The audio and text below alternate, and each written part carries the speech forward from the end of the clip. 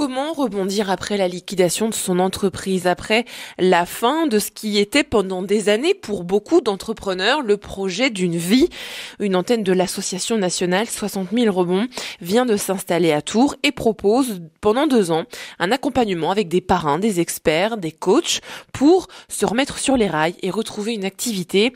C'est un sujet que j'ai réalisé avec l'aide d'Elric Gué-du-Lorrain. En tant que dirigeante moi-même, la solitude de dirigeant, je sais trop bien ce que c'est.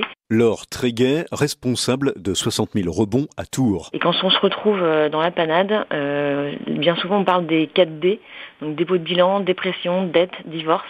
Ça peut aller très loin en fait.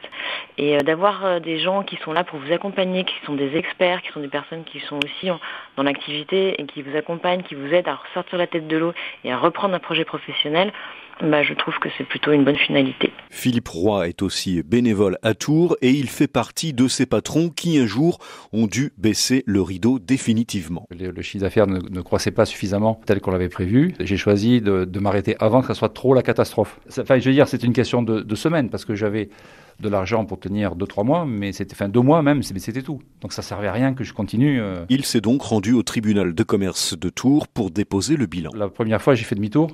Puis oui, je suis reparti dans ma voiture, j'ai dit j'y vais pas. J'avais préparé tous les documents, mais j'ai dit j'y vais pas, c'est pas possible, je peux pas y aller. Finalement, je suis resté 10 minutes dans ma voiture, mais j'ai réfléchi, je suis ressorti et je suis retourné au tribunal de commerce.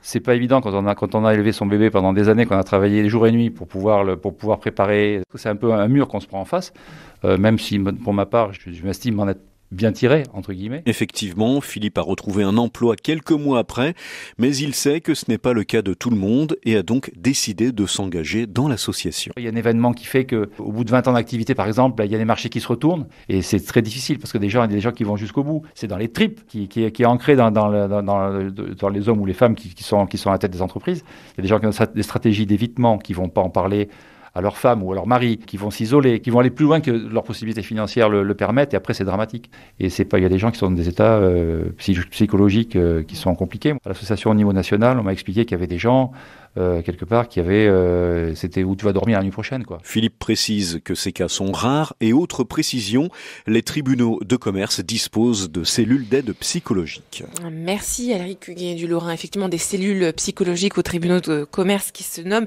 les APESA. Et puis plus d'informations aussi du côté de l'association, donc 60 000 rebonds, association nationale qui a maintenant une antenne à Tours.